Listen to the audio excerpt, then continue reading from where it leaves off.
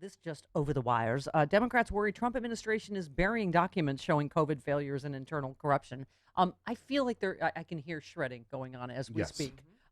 So we wanted to talk to, among others, Representative Dan Kildee, our friend of the great state of Michigan. Good morning, Representative.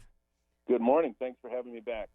Thanks for coming back, Representative. So we have obviously beyond just the despicable that I think it is like President Obama said yesterday. It is we kind of expect this of Trump, but the fact that Republicans are still going along with this charade that he has won or that we don't know who's won yet is just so despicable, isn't it? In the midst of a pandemic, for our national security, for so many reasons, right? It is. And, here it is, the final act of the Trump era, of the Trump administration. And Republicans in Washington are just doubling down on the sort of sycophancy that they've engaged in. The fact that Mitch McConnell continues to behave as if he's a full-time employee of Trump Incorporated rather than a leader in the United States Senate, one of the greatest deliberative bodies in the world. It's really, it's I mean, this is, sickening.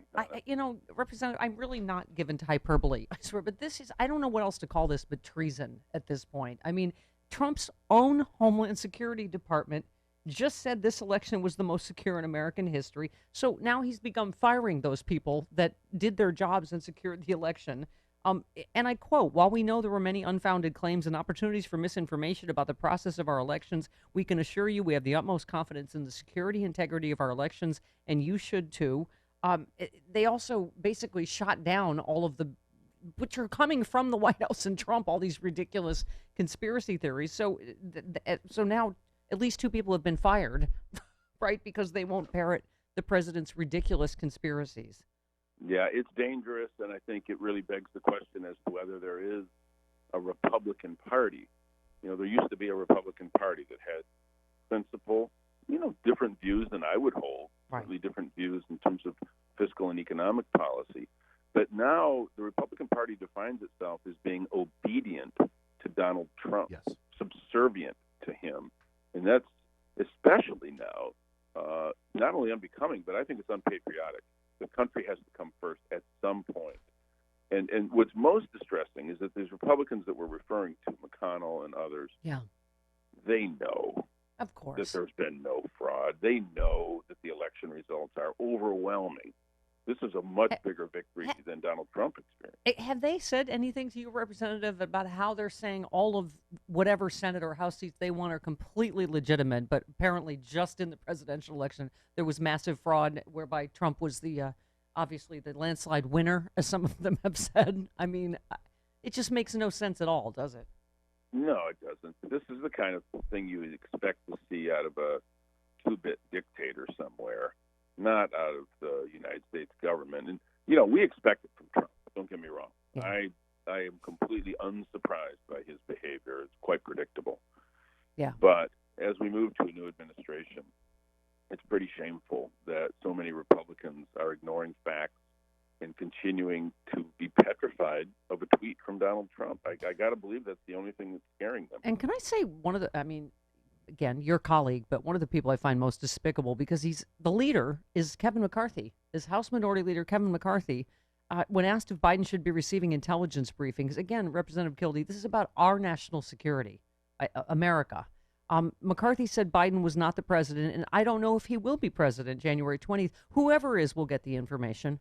I mean, I guess I did not see that this party was going to continue to be this despicable right to the bitter end. Did you? Yeah, this is where leadership matters. And I was taught a long time ago by one of my favorite professors that leadership is the act of disappointing your own supporters at a rate they can absorb. Sometimes you have to tell people things that they don't want to hear because that's what leaders do. And unfortunately, what Leader McCarthy, so-called Leader McCarthy, seems to be willing to do is either lie or he is ignorant of the reality. I don't believe he's ignorant. He's not a stupid man. The fact that he says he doesn't know if Joe Biden will be president, that's kind of pathetic, honestly. Yeah. Yeah, and then even James Lakeford, people that try to do the right thing and say if, they don't start giving him intelligence briefings by Friday, I'm going to step in. Well, now he had to sort of walk back to the degree. What did he say now? That, if he's the president. Oh, now they're sort of taking this stance. Langford stressed he wasn't saying he believed Biden was the president-elect, but that both sides should have access to the intel briefings until we know who the winner is going to actually be. I Yeah, mean, that's this, in the midst of a pandemic with 160,000 cases yesterday, right? Since John Adams was defeated by Thomas Jefferson, we've had some class and dignity in the wake of these elections, where the reins of power were turned over. Now, it was a different time, but even since then, look at Jimmy Carter when he defeated Gerald Ford, the concession that President Ford, which was a much closer election than this one, Right. or Ronald Reagan defeating Jimmy Carter, or something more recent when Bill Clinton defeated George H.W. Bush. There was some class and dignity that came with the respect for our democratic systems. This looks like something that Mr. Erdogan or Mr. Kim would do Yeah. in the wake of an election that somehow didn't come out the way they would want it to. Of course, those elections often are a joke anyway, but still, Right. to behave this way is it's Representative. threatening to our democracy. Yeah, and speaking of which, I wanted the story I started with, according to a report of the Daily Beast, Democratic lawmakers growing increasingly suspicious the administration of Trump is delaying turning over transition informations, not so much out of fury that Trump lost, but because he may be trying to bury information that could lead to investigations into the previous administration's failures. Obviously, the moves at the Pentagon, that is speculating they're either going to improperly release classified information to somehow, benefit Trump or God knows what, or bury information about the Mueller report, Ukraine, who knows. But even more concerning, Daily Beast said, is the belief that valuable evidence of failures to contain the spread of COVID that could be used to avoid repeating mistakes is also being destroyed in an attempt to sabotage the new Biden administration. What can Congress do about any of this? I mean, this has been such a lawless administration. I know expecting any of the normal, following the rules and the laws, I guess we've given up on, but what can we do about it? Well, I think the one thing, and this is not going to be a universally held view, but it's one that I feel very strongly about, is that if there is a determination later that documents were destroyed, that's a criminal offense. Yeah. And anyone involved in it should be on notice right now that they shouldn't expect to be able to walk away and not face the consequence, even if they are following orders. That's no excuse for breaking the law. And I think we can't take the position that we want to put it all behind us, because that sends a message to future administrations that you can do this. Thank you. I could not be more with you. Representative, I feel like Joe Biden's first two major decisions, Kamala Harris and Ron Klain, really, he hit it out of the park. I mean, if that's an example of his decision making, I got to say, because as you know, I mean, Ron Klain, Biden cited his experience handling the 2008 financial crisis as well as the Ebola health crisis. And we're facing both now. And, I have to say, Biden's calmness and his first decisions and moves are calming me greatly. How about you? Yeah, I agree.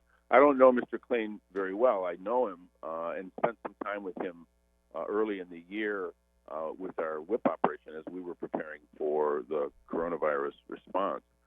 And it's just such a breath of fresh air to see somebody who's competent, who's calm, who has a command of the facts, as compared to the people that President Trump has surrounded himself with, which is really essentially people who will say yes to him no matter what his crazy ideas are. Yeah. Mr. Klain, I think, and Kamala Harris, Senator Harris, both will bring a lot to the administration. Yeah. Well, Representative, all like joking and pathetic, reactions aside to what Trump and the Republican Party are doing right now, there's real danger. I mean, this headline, neo-fascists and militia are descending upon D.C. tomorrow to support Trump's conspiracy theories. Police worry of guns. There is obviously no open carry in D.C. The president, as usual, as he did with your governor, is inciting violence. I mean, by the way, that the militia ringleader behind the alleged plot to kidnap Governor Whitmer in your state, and planned to execute her on live TV, he also was going to burn down the state capitol in Lansing with everyone still inside it. Right. That was the plot that Trump said maybe was a problem, maybe it wasn't. I mean, Out loud, he said that. Yeah, and this is one of the things that I've been saying here, especially to some of our state Republican officials who seem to want to have it both ways. They don't want to take responsibility for these really unhinged people acting in this manner, but they're willing to pour fuel on the fire. They're willing to say things that delegitimizes this election, that provides some comfort to those who believe that they have to take up arms in order to beat back an illegitimate presidency. They can't dissociate themselves from this. They are validating these thoughts. They are encouraging it, although not specifically. They're implicitly encouraging these sorts of things. And, they want to then sort of rise above it and say, well, I never would encourage any form of violence. Come on. I mean, we're not, this is a moment where some people just have to rise above their narrow partisan interests. Hillary Clinton lost the election by a far thinner margin and showed some graciousness. Why can't they? Yeah, and in my opinion, that was not even. I agreed with John Lewis and Maxine Waters and others said that he was not legitimately elected. I mean, no one's ever had as many factors against her in terms of Russian interference and WikiLeaks and the FBI and Giuliani dirty tricks that led to the Comey letter and on and on. I mean, and you're right. The fact that she could be gracious and say, we want this president to succeed. When anyway, I agree with you. Let's look at one silver lining. So the Affordable Care Act at the Supreme Court. I mean, I keep saying that would be the final exploding comedy cigar if they do not, after all this, strike down the Affordable Care Act. But I mean, and again, I know you can't take from early arguments or what justices say, but it certainly seems like they could very well strike down the mandate, but not the whole Affordable Care Act. What do you think? Yeah, both Justice Kavanaugh's comments and Chief Justice Roberts' comments regarding severability, the ability of one particular piece to be stricken, but not the whole act, I think is very encouraging.